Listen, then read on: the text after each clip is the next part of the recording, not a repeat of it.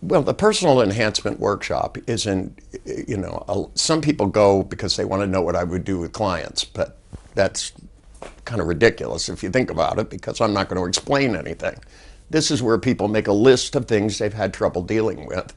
And I take 15 lists, and I may be talking to this person, but I'm actually doing this one because I do a lot of repeated trance work with people. And what I try to do is make it so that I talk to each one of them, and while I'm talking to them, I get them to make a conscious decision about how to think differently. But I've typically already set up unconscious things that make that fall into place. This is where I do what I would do with clients, because I really don't necessarily see clients one at a time either. I'll put a bunch of them in a room. I'll bring in 10 claustrophobics and do them at once, because because it's not about how they got where they are, it's about how to get where you should be going. And a lot of the people that come are high-powered athletes, successful business people, people that are successful in their life, but some aspect of their life isn't working the way it should. That while their business is succeeding, it's not doing as good as they can imagine because they're making wrong choices about who to do business with, or else their home life is suffering, or, there could be a whole variety of things. And, a lot of the people that have come, I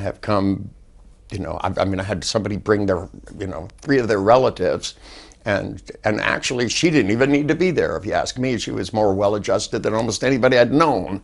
But she knew these people were keeping secrets about bad things from their past. And when they got there, and, it became obvious to me that what was going on wasn't what anybody had said.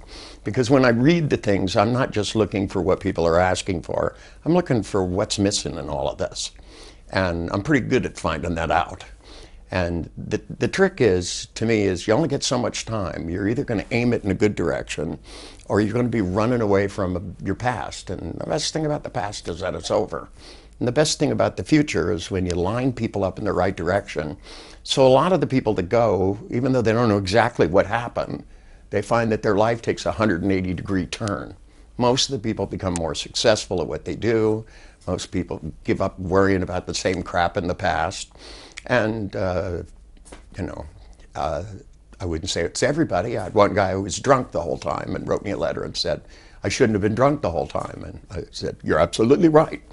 And he'll probably come back one of these days sober, and he'll get a lot out of it. Please do not come drunk, because I'll just knock you unconscious and deal with the people that are there. But most of the people, there are people that, that have very difficult things, and they've tried therapy and it didn't work for them.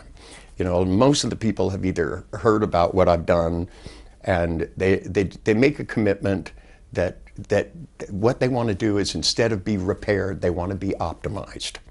And my job is to optimize human beings, make them work at top efficiency.